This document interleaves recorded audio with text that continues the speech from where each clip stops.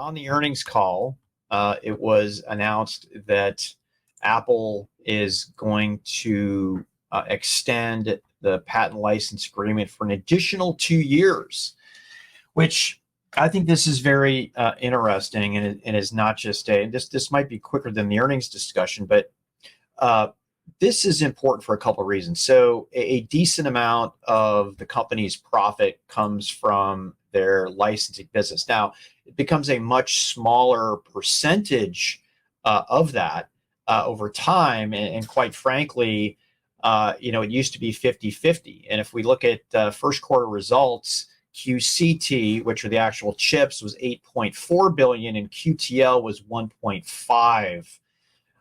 Now, where the QTL, the licensing business, kicks in is that it has a EBT margin of 74%, which is a lot better than the 30% margin for QCT, and it's a higher margin business. Everybody's licensing business is that, but this is important. If you recall, and Dan, you and I wrote and talked about this multiple interviews.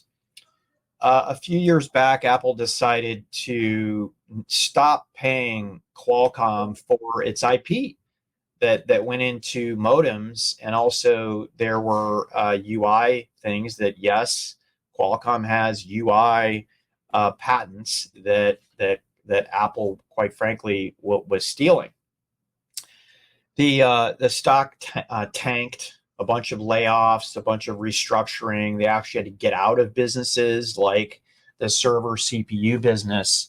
And Apple was working with worldwide regulators to get them to sue Qualcomm, right? In the end, right, Qualcomm ended up winning on the Apple front. Everything.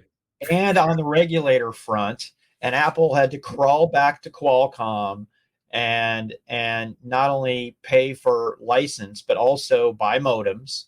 And Qualcomm didn't have to change any licensing structure of their business at all. And Dan, I look back at this and I just think it's such a shame that you can have a company spending hundreds and billions of dollars over multiple decades to create this intellectual property, and then a company decides, we're not going to pay. Right? It's not that, hey, we're going to just reduce the amount and then sue you and then go from there, but cut it all off. Okay.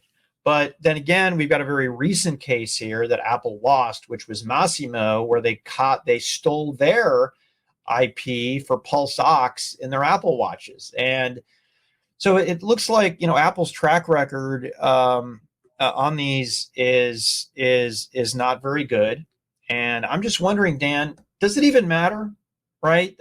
Do investors, will anybody ever care that Qualcomm basically steals intellectual property and doesn't pay? Apple, you mean? Steals. Apple, I mean, yeah. Yeah, no. Just to be clear, Qualcomm builds the IP. Yeah. So, look, this is a tribute to what did I read? To the badassness of Qualcomm's technology. I mean, we are very bullish, positive on Qualcomm for a good reason. We actually understand the complexity of the technology that they make.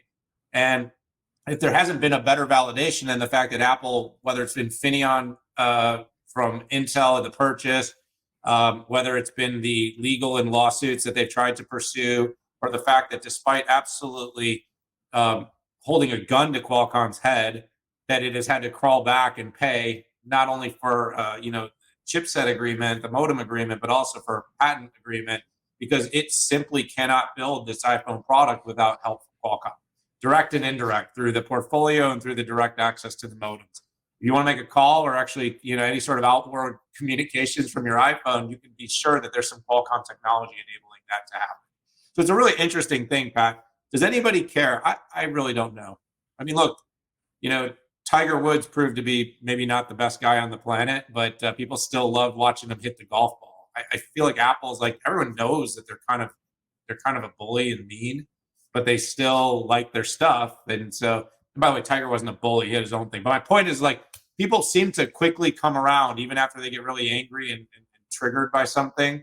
they seem to come back around like, but oh, it's my phone. Like, I mean, Pat, they apparently, implement or use slave labor of some type to build their phones, right? Isn't there some speculation to that, the Uyghurs and everything? And am I allowed to talk about that on a podcast, or is this going to get blocked now? No. I think it's very appropriate. Heck, I had even forgotten about So what I'm saying is, like, are you mad they stole IP from another big corporation? Like, people don't even care that they potentially use slaves to build these things. Like, it's like the Daniel Tosh joke. I don't care to, just keep slapping my iPhones together. I don't, So we need more stuff. I mean, we need our stuff. So I don't know. Like, it seems like we're kind of ethics and convenience come together. But when it's convenient, we care about ethics. But when it's like I need an iPhone, I don't care.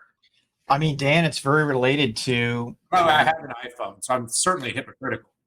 No, I mean, and AirPods are the best, and their watch are the best. So I think their iPhone, I think their phones are middling, and the only reason I have an iPhone, I have a Samsung phone too, is because of the green bubble, baby.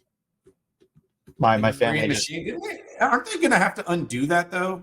Like, they're going to have to start letting like RCS, what is it like? Well, there's RCS that doesn't solve the whole green bubble, but it gets really, really close to solving that. Yeah, I think they should. So I don't know. Do ethics matter? I don't know. I mean, it's amazing what comes out of Apple's mouth, and then the way that they act are so completely different. It amazes me.